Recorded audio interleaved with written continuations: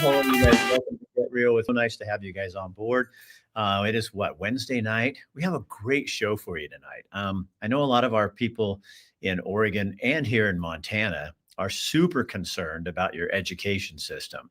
And what we've got is an award-winning journalist out of Maryland who wrote a book on the topic, and he's going to give us some information that your school districts aren't going to be very happy about. They're not going to thank Chris at all for giving you this information. But I think you're going to learn a lot of really cool stuff on here about how the districts are hiding your money, what there's the scores, the things that happen. It's going to amaze you. For real, first, we've got to get this thing off the thing. Got to give credit to Dr. Chris Eugene. We couldn't do our show without him, and he's very supportive of you guys having the freedom to speak and to hear different kinds of information. You guys, I don't know if you know, we do a segment with Bill London, radio reporter, 15 minutes of news, Oregon news. It's called Crazy Oregon News, and he has no problem filling it. It just goes live today. It went live earlier. Check my pages because you'll find it on there. Bill talks about the things that none of the other legacy media is ever going to talk about. The other thing I want to remind you is not that. That's the wrong button. We do have a private channel, and it's right there. I just put that link up there. It's $12 a month. You can go on there. It's not anything to get us rich. It's just some place we put other kinds of information. If you want to be more connected to Get Real with Rick Dancer and what we do, that's a way you can do it. It kind of helps support us, and it also gets you a little more information. All right. So real quick, before we get to Chris, I wanted to tell you, we have a story tomorrow night. Got a couple of stories. One, Banks, Oregon. There's an old school building there they're trying to buy, and these people are having a real problem getting any input, getting people excited about it. And they wrote me and I said, yeah, I'll put you on. I think that sounds like a great story. But this is the one that's going to really tick you off. I have a call from a teacher, again, in the Bethel School District from Shasta Middle School. A couple of little girls were sitting in the cafeteria before school started, and one of the girls pulls out a Bible and shows it to her friend. Well, whatever they call the person in charge of the cafeteria prior to school came over and told her she had to put that Bible away. And the little girl's a sixth grader, and she asked why. Because she's inquisitive. She's not going to just take it, And they said, because there's people here who don't believe what you believe, and you can't have that out. Well, that's not true. And so tomorrow, the parents and the two little girls are going to come on our show, and they're going to tell you what happened. And I think it's going to, Bethel just needs to get straightened out. I don't know what's going on over there, but you can't do that. So anyway, let's get on to our topic. Chris, Papst, here we are. Boom. Hey, buddy, how you doing? Doing well, Rick. Thank you for having me on. I appreciate it. I'm glad you contacted me. I want to point out, just because I was in television, I know the importance of this. Those are all his Emmys there. Those little gold things over there over his head. Those aren't those aren't angels. Those are like Emmys. Those are you work hard as a journalist for those. And then the book is right on the other side of Chris. And tell him about your book. So my book is called Failure Factory: How Baltimore City Public Schools Deprive Taxpayers and Students of a Future. And I think all of these Emmys right here were won with the reporting that is in this book. And in 2017, Rick, in January 2017, I came to Baltimore. I was an investigative reporter working for the ABC News affiliate in Washington, D.C. And I came here to start a team called Project Baltimore, work for Fox 45 News. Our parent company is Sinclair. And our topic was just one topic. Where in news, as you know, you're generally covering many topics. Yeah, you rarely get a chance to do that. Yeah, we're covering one, which is why I came from Washington, D.C. to Baltimore, because many people would be like, why would you do that? I did it because of this opportunity, this journalistic opportunity, because we only focus on one topic. And that one topic, it started as Baltimore City Public Schools, and then it expanded to the region. And now it's really all of the state of Maryland, where we're covering public education, the money that is going into it, and the outcomes that in many cases are not coming out of it. So what Failure Factory is, Rick, is Failure Factory is 8 years of our reporting into Baltimore City Public Schools. one of the most funded law and one of the lowest performing. How It's much? 8 How much years. per student? So this year, 2025, about $23,000 per student is what is being spent in Baltimore City public schools, which makes it about the top third. I mean, when I say that, I mean like number 3 in the country in terms of large school systems, according to the U.S. Census. But it's what I don't think a lot of people, Rick, would have an issue with spending that much money. But what are you getting for that money? What is the return on the investment? What type of education are the students getting? And what this book covers is 8 years of grade changing, grade inflation, grade fixing, inflated enrollment to get more money, graduating kids who can't read, violations of the Maryland Public Information Act. It's scandal after scandal after scandal. And I think the main part here is, how are the kids being educated? In 2017, Rick, the Baltimore City schools had a $1.3 billion budget. In 2024, which is the most recent year for which we have data because the data lags a year in education, there was a $1.7 billion budget. So the school system is getting $400 million additional dollars a year, about 30%. The graduation rate in 2017, when we started Project Baltimore, Rick, was 70%, the lowest in the state of Maryland. The graduation rate now in 2024, 70%. Taxpayers are giving $400 million additional dollars a year to Baltimore City public schools, and there is no increase in the graduation rate. That is why I wrote Failure Factory, because I'm explaining how this is happening, how so much money can go into public education. So is this happening in Oregon and Montana and other places too? That was the point of the book, man. So this is happening all around the country, is that massive amounts of money is getting dumped into public education. And I call this in the book, this is the new civil rights issue of today, because it's bankrupting local municipalities and states because so much money is going into it, but the kids are not being educated. And most of those kids, Baltimore City's 93% minority, 93%. Those kids are not getting a proper education, most of them. Well, see, Oregon ranks, depending on what statistic you look for and at, Oregon's down around 48 in terms of educating kids. And I don't know how much, I didn't Google it, I don't know how much Oregon spends per kid on that education. But what's interesting, and I know the Bethel School District in Eugene and the Eugene School District, I think Springfield also, they're seeing enrollment drops. Because, partially because people are having fewer kids.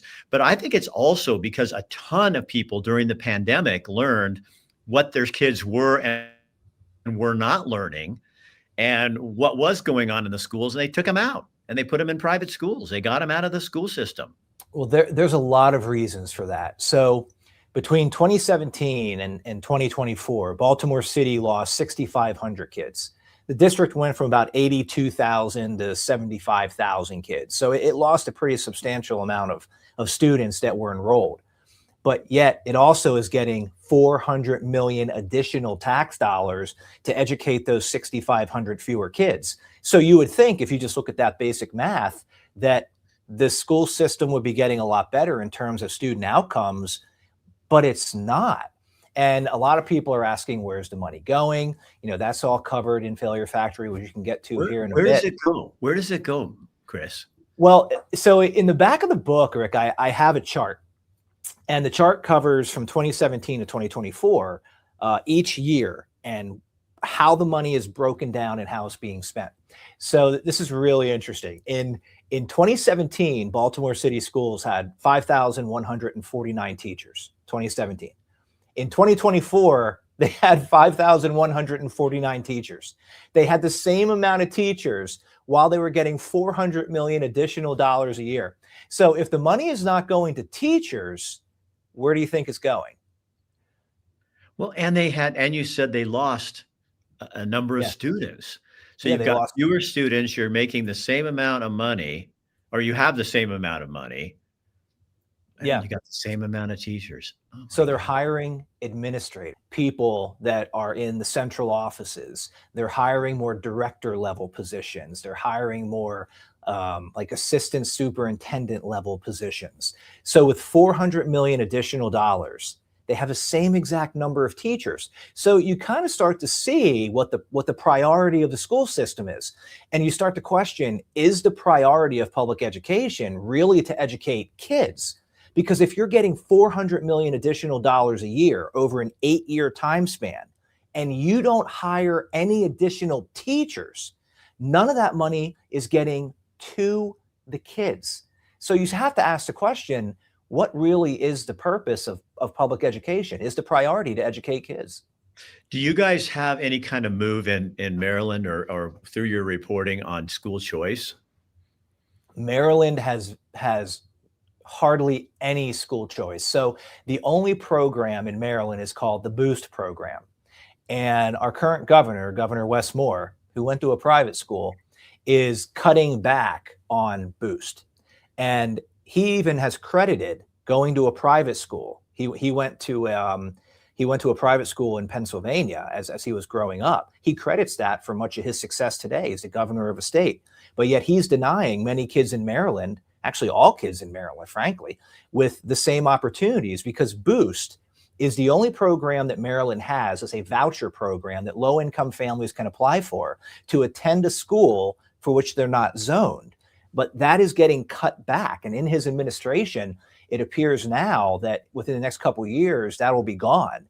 And Maryland will have no school choice at all. It'll be gone. There's moves I know in other states around me in Montana and places like that to bring school choice in. It Oh, makes yeah. perfect sense to me is that, and there's even a proposal in Oregon, which will never get anywhere, but they would still fund the schools, and people's taxes would still go to that, but they'd get a percentage of that they could use to send them to a private school. Because I think a lot of people, and I think it'd be good for public education, because what they need is competition. I mean, competition makes all of us better. And when you have public schools, they own the system, the unions own the state. There's no reason to get better. And, we saw that here during COVID in Oregon. We saw it during COVID is no, they didn't Yeah. want to go back to work. They kept shutting down the schools, and the kids weren't learning. It has nothing to do with the kids. It has everything to do with the staff, the teachers, and the administration. Yeah, I think that you're right there. In Failure Factory, I'm talking about this 8-year study, this 8-year investigative study that we did. In 2017, there were only 11% of the kids in Baltimore City, in the entirety of the city, all the kids that took the test, scored proficient in math. 2017, it was 11%. 2024, Rick, it was 10. Again, I keep going back to this, 400 million additional dollars a year, roughly 30% increase in school funding, and math proficiencies went down. 90% of the kids in Baltimore City that take the math test are not proficient in math with a $1.7 billion budget. And think about it from the perspective of what we just talked about. Those kids don't really have options to get out. They can't get out of the failure factory because there isn't a program that's large enough in Maryland to be able to offer them school choice. And in a city like Baltimore that has really high poverty rates, the people, they don't have the means to get out. They can't get out. They can't pay for a private school. They can't pay for a Catholic school. They don't have the money to move outside of the city. So really, what do? In many ways, they're stuck. They're stuck in the failure factory. And that's how the generational poverty just continues and continues and continues. So, Chris, what should people? I was reading, some of the stuff you were sending me, and what should people do? What do they look for with their district? How do they change this? So one of the main things that we see, and the argument that I'm making in Failure Factory, is that Baltimore is really in the late stages of what a failing public education system can do to a society. Baltimore is in trouble. Baltimore has been losing population significantly for many, many decades. There's blight, the poverty, the crime. It's every year. It's one of the most dangerous cities in America, even in the Western Hemisphere, in the worst years over the past 5 or 10 years. And a lot of what is happening is simply the lowering of academic standards. So in the book, I talk about a lot of things that are in the policies of Baltimore City Public Schools, and I'm telling people what they can look for, because they seem like very benign policies that get passed, but they're significant. And I'm going to give you an example. Yeah, give me one. I'd like If to hear something. That's if interesting. if you look at your school system and you find something called the 50% rule, all right? Baltimore City has the 50% rule. And what that is it says that a student, the lowest possible grade for a semester or a marking, 50%. So in Baltimore City, the student doesn't have to come to class. Student never has to show up to school, doesn't have to take a test, doesn't have to do any homework, and they'll get half credit for all of it. They don't even have to come to school the entire semester, and they will get a 50%, they will get half credit. Well, in Baltimore City, a 60% is passing. So within that 100-point scale, if you start at a 50, you only have to earn 10 points to get to a 60. And as my book talks about, there is massive grade changing going on in these schools. We document it. I mean, we document it heavily, and we prove with emails and inspector general investigations that there are massive amounts of grades that are simply being changed. Many of them, 58s and 59s, are simply being rounded up to a 60 to pass a kid so they can get to the next grade or even graduate. But what the school system says about this 50% rule is that it gives kids a chance. So if a student, let's say they don't come to class the entire first marking period, they missed 45 days. The school system's literal argument is, if that kid doesn't come to school 45 days, and let's say they show up on the 46th day, we want to be able to give them a way to pass that class. So we're going to give them half credit for that first marking period. Well, I talked to a teacher in the book who says the kids are very smart. They understand what's going on. He goes, so what these kids will do is they know that I can't give them less than a 50. So as soon as they acquire those 10 points out of that 100-point scale to get to 60, they just stop coming, because they know that I can't fail them, because they have the 50 that they cannot get below. So the reason that this actually put in is because the school system wanted more kids to pass. They simply wanted more kids to pass. But instead of doing the hard work, which is to better educate the kids, they pass something like the 50% rule, where they just start the kids at a 50 and give the kids half credit no matter what, because that leads to more kids passing. So kids are supposed to feel good about cheating the system. You know what I mean? It's like, what are you teaching? What are you teaching kids, and how are you preparing them for life? You know what I mean? Because real life doesn't work like that. You don't get credit for what you don't do. That's exactly right. And the teachers that I talk to in the book that have to abide by this 50% rule, they say just that. And one teacher makes an argument in the book, which is really compelling. And she says, public education is not about educating students. It's about passing students. The focus is not learning. The focus is passing. Get that kid to the next grade. And things like the 50% rule illustrate that. The focus is on passing the kid, not educating the kid. So if you see the 50% rule in your school system, that is an indication that the academic outcomes in your school system are falling, and the school's trying to find an easy way to pass more kids.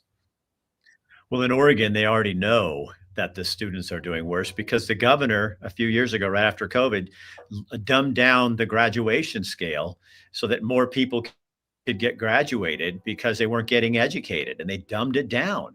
And so, wouldn't you, I mean, you and I were talking before we turned on the broadcast. Mississippi is an amazing story. Like, they were the end of the bottom of the barrel, like where Oregon still is. And they got up to number 4 or 5 or something. And it was really pretty basic.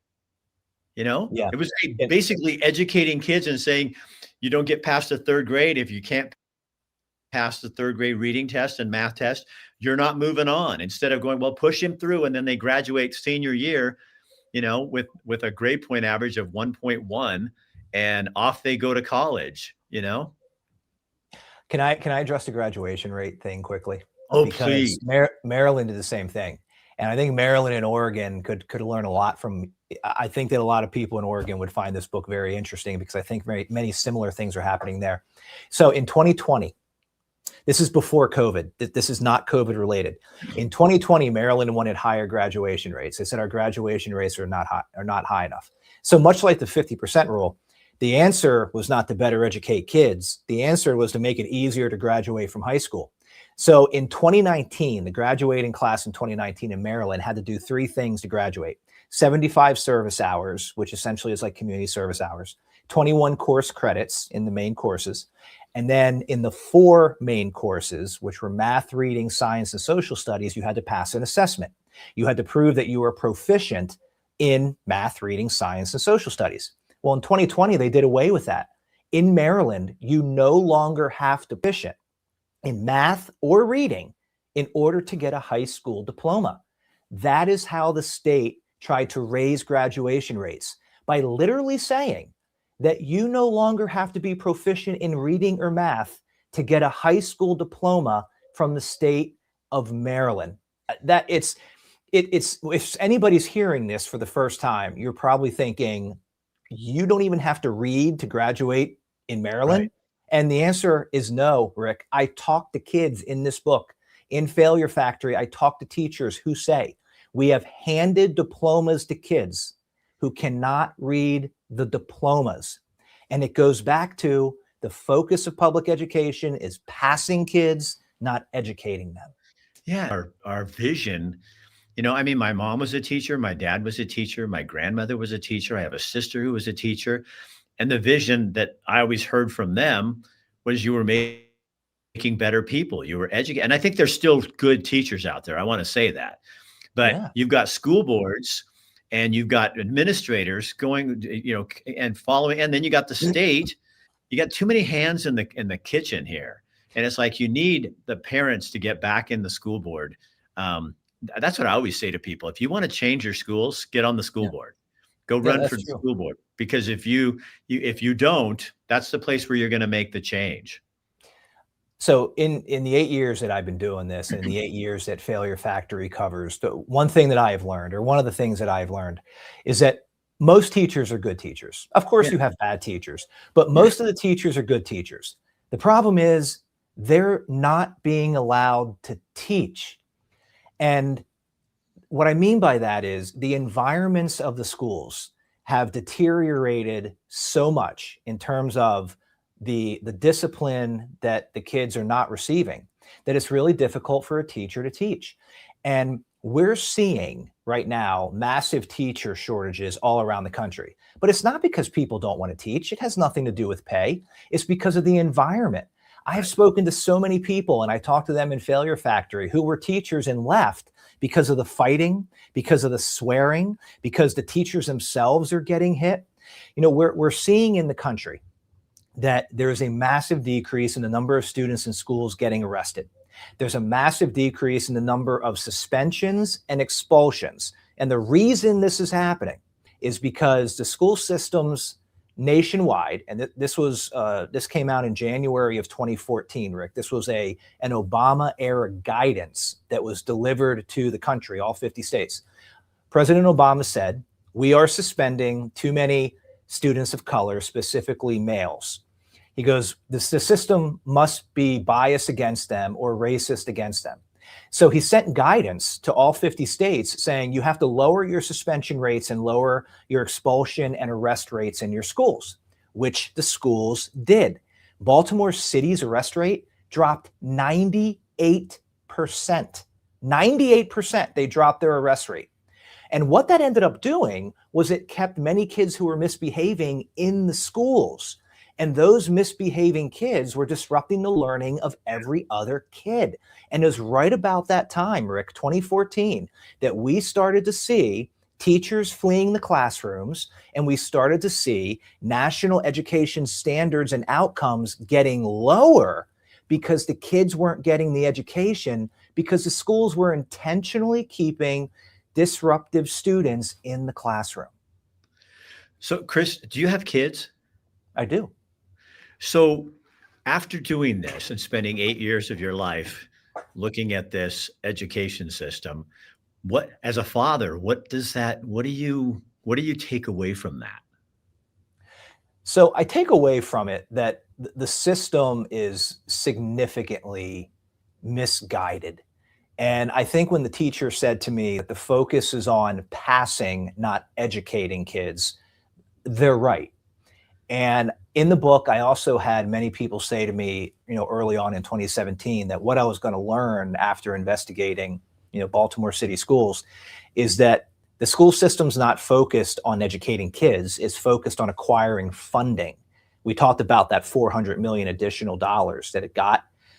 If you look at where an organization is improving, you can see where their focus is. And in Baltimore City, they've increased their funding 30% in 8 years.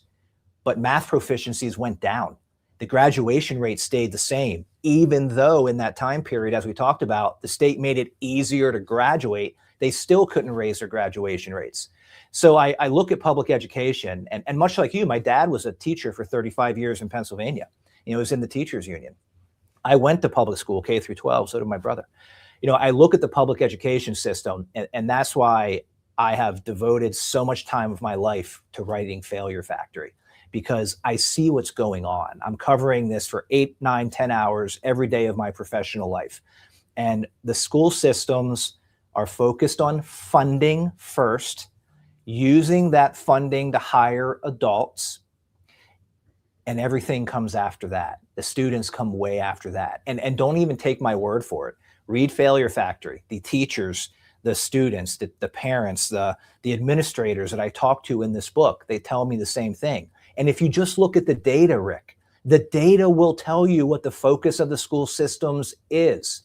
If you're getting 30% additional funding over 8 years and your math proficiencies went down, where are you putting your energy? You're putting your energy to get more money. So do your kids go to public school or private school? They go to public school. Do they? I So do. do you watch them pretty carefully? I watch them very carefully because I don't believe that the answer is to take your kids out of public school. For some families, it's the best option. And I'm not judging people who do that. But in order for our society to survive, we have to have good public education. Because no matter what I do, 90% of the kids in this country are going to be going to a public school. Right. And if those 90% of the kids that are future workers, future voters, future taxpayers are not getting the proper education, our society is not going to survive. We talked about this, Rick, earlier in your show, that Baltimore is at the end stage of what a failing public education system does to a society. Blight, poverty, very few economic opportunities, crime, murders, and it's the result of a failed public education system. So I have my kids in public school because I want the public schools to get better. I want them to improve. And I wrote this book to alert people about what is really happening inside of the public school system. So Chris, what does a parent watching this right now and going, it's kind of overwhelming. And to go, because the first thing is they want to get their kids out, but they can't afford to. And I think there's some belief out there too, like what you're saying is, you don't want to just throw the whole system out, but you've got to do something drastic. This is like major surgery. What does a parent start doing? What kind of questions could they start asking of their school board and their superintendent? Well, the very first thing that you need is people that are going to hold the system accountable. And the problem in Baltimore City is that it's a one-party city. Now, I'm not suggesting that Republicans have all the answers. I don't believe that. But I certainly believe a two-party system is better than one-party control. And in Baltimore City, we have one-party control. And nobody within that party wants to criticize the school system because that party has created that school system. So you don't anyone who's willing to speak out against it, because if you want to work your way up in that political party, you got to play the game. But in Baltimore City, there has not been a city council member who's a Republican elected since the 1930s. There has not been a mayor elected who's a Republican since the 1960s. So this is a school system that is 70 years of one party that's controlling it. So you have to have people that are going to hold it accountable. Find school board members that are going to hold the school system accountable. You got to find your local representatives, specifically your state representatives. Yeah. Either the Senate or the House, that are going to say, you know what, if we're going to give this school system so much money, and if they don't show a return on that investment with improved student outcomes, I'm going to go talk to the superintendent. Rick, that's the first thing. That's what has to happen. And that's not what's happening in places like Baltimore City. Well, you honestly, Chris, you just described Oregon. We haven't had a Republican governor since mail-in ballots became the law of the land in 1987. That was the last year a Republican was voted to governor. And we've only had, I think, 2 in the executive branch that are Republicans.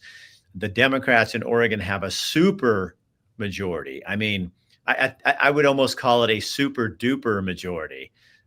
Nothing can get done, and they have no voice. So, and I was never like a diehard Republican. I've always been a non-affiliated voter. But I think what people have to learn from all this is you've got to have balance. I mean, you got to have checks and balances in your government. And I know it's frustrating for people because they go to their district says, okay, you get 3 minutes at the beginning of the meeting to say something. And then we had some horrendous things go down in the school districts. And they never address it. The parents, they wait them out till they get tired and go away, or till the news article's gone. Then they just keep continuing to do what they got to do. And it's got to be, parents have to be writing these people. I mean, writing like RIDING, writing them and going, did you answer my question? Writing letters, and it's almost like a full-time job, but you got to get these people to the point where they're going to listen to you, because otherwise Oregon and Baltimore City are going to destroy themselves, because this can't keep going like this. I mean, you are describing Maryland and Oregon failure factory. If you read this book, it seems like everything that you're describing where you are is happening right here in Maryland. I think Baltimore's school system, as far as student performance, is lower than the larger cities in Oregon. I'm not an expert, but I think it'd be pretty hard. If you have lower than 10% math proficiencies, I don't even know. It seems very unlikely that you can be lower than 10% of all your kids in the school system are proficient in math. But it's really. Now, you guys hired. We were talking ahead of time, and you said that you guys have hired the superintendent from Mississippi, who really helped change their system by buckling down and focusing more on education. Do you have some hope there? Well, what Dr. Carrie Wright, that's her name. She was the superintendent of Mississippi public schools for, I believe, 9 years, and she oversaw what is referred to as the Mississippi Miracle.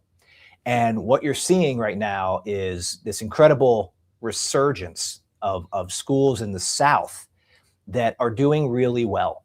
And if you look at their national counterparts, they're outperforming their national counterparts. And Mississippi is the main one that people are looking at. And, for as sophisticated, I'll say, as people in Maryland think they are, especially around the DC corridor, we're getting beaten by Mississippi. Yeah. And what Mississippi is doing is they're raising the standards, the academic standards that have been lowered in Baltimore so much, they put back up. And one of the things that they did, that Dr. Carrie Wright did, was she instituted a 3rd grade reading retention policy. And what that said was, if you're in 3rd grade and you're not reading at a 3rd grade level, you don't go to 4th grade. And the reason 3rd grade is important is because, the saying goes that at first you learn how to read and then you read how to learn. No, first you learn to read and then you read to learn. Yeah. And in 3rd grade, if you're not proficient in reading, starting in 4th grade, you have to be able to read to learn. And if you're behind in 4th grade, you'll be behind in 5th grade, farther behind in 6th grade. And that's how you get to the point where you're graduating kids who can't read, because you're just pushing them through because of the 50% rule. They're going to get 50% anyway. So she did that there. And she did that probably 12 years ago. And it has made a significant difference. And it's not just that you have to hold the kid back in 3rd grade. What that does is it motivates the parents, the kid, and the teacher to work harder to get that kid to fourth grade, because they just can't automatically pass like they do in places like Baltimore City. Well, isn't that interesting, Chris? Because the legislature, the state, and the teachers unions come up with, they dumb down things to cover their ass, basically, and make them look like they're doing their job. When we all know in life, you don't strive for things unless it's harder. You didn't win all those Emmy Awards by sitting around and going, "Oh, I got one. Now I'm gonna, obviously the next one's gonna come in." You had to work harder and harder, and the expectation was more and more and more. And I think that's how life works. And it's like, this feels like a huge cover up. Like nobody wants to talk about it. And you hear students are the ones that are suffering are our kids. It's like they're not going to be prepared for life. And how are they going to go out there and make a living if they don't have and it's not fair to them. You know what I mean? To give them that, when you do when you do an assignment and it works, and you get kudos for that, and that it was right. No wonder so many kids feel so shitty about their life. It's like, if you can't read past the third grade level and you're 18 years old, you're going to get stuck at a convenience store for the rest of your life. And those are kids that could have done much better, probably. And because of a system, it just blows me away. It makes me mad as hell. Yes, it does. And, I talked about a few minutes ago that, I wrote Failure Factory because public education, I see it as the civil rights issue of today. And in the book, I talked to a student who graduated from Baltimore City Schools. It had been leaked to me, his transcript from one of the teachers at the school. He missed 120 days of his senior year. Now, there's 180 days in a year. He did not show up for 120 days. So I have his transcript because he graduated. And I go and knock on his door, and he answers. And I introduce myself. I got cameras all around me. And this is 1 o'clock in the afternoon. He's 20 years old, doesn't have a job. And I said, can I just talk to you about your transcript? And he said, sure. And, you can read, on my whole conversation in Failure Factory, but I said to him, do you think that you deserved to graduate? And he goes, I'm happy I graduated. And I was like, well, do you think that you deserved it? And he said, no, not really. Now, if that kid goes to an employer and hands an employer a diploma certified by the state of Maryland, that employer is going to think that there's a certain degree of reading, writing, and math skills that come with that diploma. It's not true. The diploma doesn't mean anything anymore. It actually means nothing. And it's outrageous because, Rick, of the amount of money that is being put into these schools now that taxpayers are paying for, and the students are not getting, most of the students, especially in the school system like Baltimore, not getting a proper education. Okay, Chris, so how do they find your book? How do we find your book? Amazon, Barnes & Noble, any bookstore in your neighborhood is going to be able to, if they're not carrying it, they're certainly going to be able to order it for you. You can follow me on Chris Papst on X, Chris Papst on Facebook. There's only 3 Chris Papsts in the world. One's in Germany, one's in Australia. So, I'm the one in America. Pick the American Chris Papst. Yeah, please get a hold of me.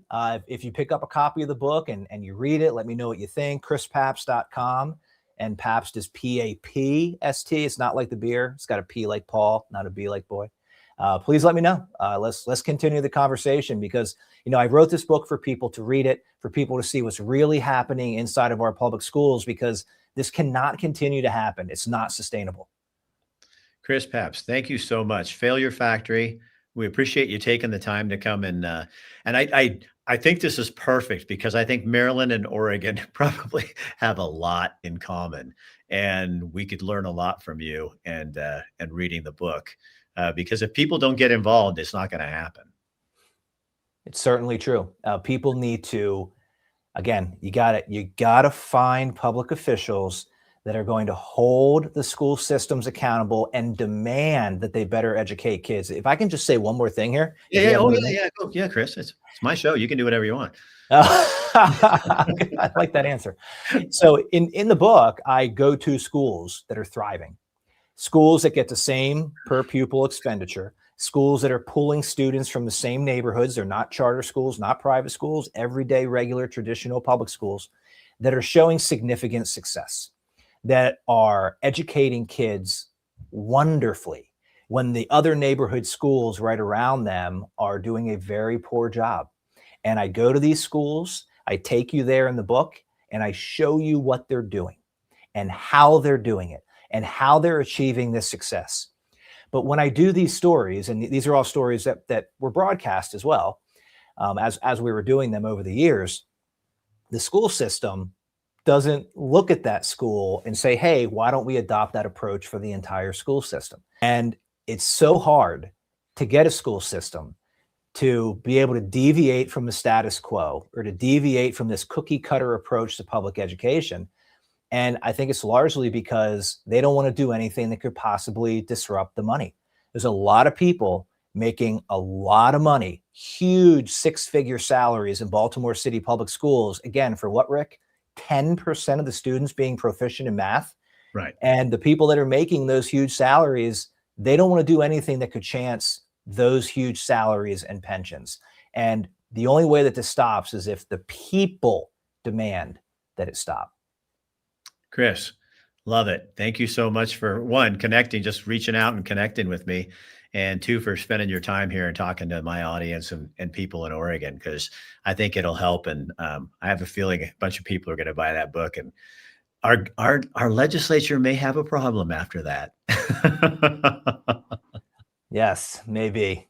Hopefully, as long as it gets to the point where they start saying, hey, you school system, you need to better educate the kids, or this whole thing's got to change. Yeah. Chris Papst, thank you so much. Thank you. Okay, we'll talk to you later. All right, you guys. So there you go. You need to look into this book and find out more information, because sounds a lot like what Chris was reporting on in Maryland is a lot like what happens here in Oregon. They have some relation there. And you guys, as we know, yeah, it's hard. It takes time and you have to be involved. But you know what I see happening in Oregon, even with, Matt, you asked earlier if the superintendent had contacted about those parents. Yeah, the superintendent has an answer, and you will hear that answer from the people. They weren't overly impressed, but you will hear the answer tomorrow night. But I know it's hard sometimes because we look at all the stuff that's coming out that we're finding out about since COVID, especially. We're really finding out what's going on in the education system. For years, we trusted and we just thought, hey, they're getting it done. We're giving our tax dollars and they're getting this all done. But now we found out that it's really not, and that who's being cheated is our kids. Our kids are not getting the education they deserve. They're not getting the education that we're paying for. And the problem is the system is out of balance in places like Maryland and Oregon. It's not all about Republicans are better. Like Chris said, Republicans make mistakes too and have screwed things up just as much as anybody else. But if you don't have balance and of power in your legislature, you're in big trouble. And I think Oregon, the only way you're going to change this is you've got to rebalance the powers out there. And you've got to get control of that teachers union that's running your governor and your state. That's it for tonight. I appreciate you guys being here. Again, look for the book. Also, if you want to sign up and be in our we call it a patrons club, you can do that. It's at the beginning. You can find that. Tomorrow night, again, we have a lady coming on talking about saving a school in Banks and some of the problems they're having. It's an old historic building. That'll be second on the show. And first on the show will be these two young ladies talking about why their school said that they had to put their Bibles away when it was before school, and why there's parents. And actually, one of the people coming out, I've also got a teacher from Bethel who's so fed up. She's going to take a huge risk, and she's going to come on and talk about what's going on over there. And that's probably going to happen next week. But something is happening, and they're not going to get away with it anymore. And you are the power. We, the people, are the power, and you guys are but you're going to have to work at it. And I'm just happy that you're doing it. I'm so proud of you. It's so fun to watch. All right. We'll talk to you guys later. Have a good night. Share this on your page if you would. I appreciate it.